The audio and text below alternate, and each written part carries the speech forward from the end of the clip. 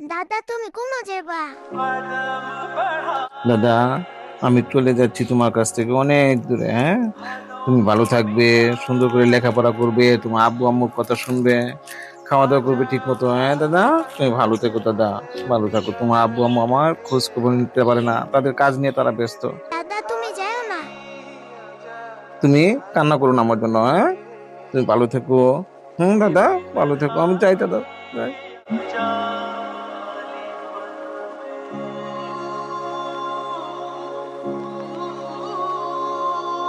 দাদা তুমি যাও না। দাদা, দাদা।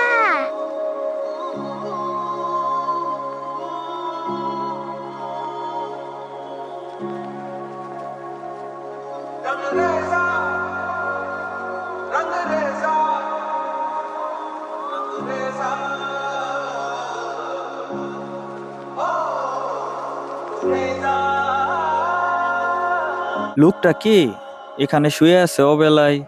চিনা চিনা লাগতেছে আবার।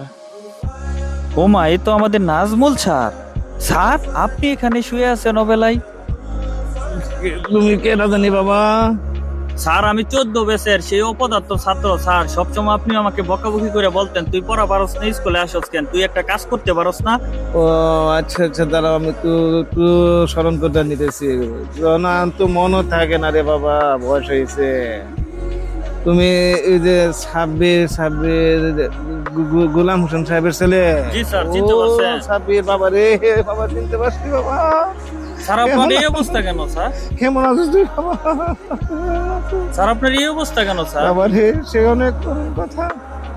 আমারে এই শিক্ষকতা থেকে অবসরে যাওয়ার পর আমার বাড়ি তোমাদের ম্যাডাম মানে আমার ওয়াইফ সে মারা গেছে। মারা যাওয়ার পরে আমার ছেলে মেয়েরা কেউ আমার খোঁজ খবর রাখে না। সেই দুঃখে বাড়ি থেকে বাইরে এসছে। আজ আমি পথের যাযাবর, পথে পথে ঘুরে বেড়াই, মানুষের কাছে চাইবে খাই। এই অবস্থায় আছি বাবা। আমার কি করবো বাবা? স্যার, আপনার এই অবস্থা দেখে আমার খুব খারাপ লাগতেছে স্যার। না, খারাপ লাগার কিছু নাই, এটাই আমার ভাগ্য। স্যার, আপনি আমার সাথে চলেন, আমার বাসায় চলেন। না রে বাবা, আমি তোমার বাসায় যা তোমার পরিবারকে ডিস্টার্ব করতে চাই না। আমার ছেলে মেয়ে আমাকে তারা নিতে পারে নাই, তোমার পরিবার আমার।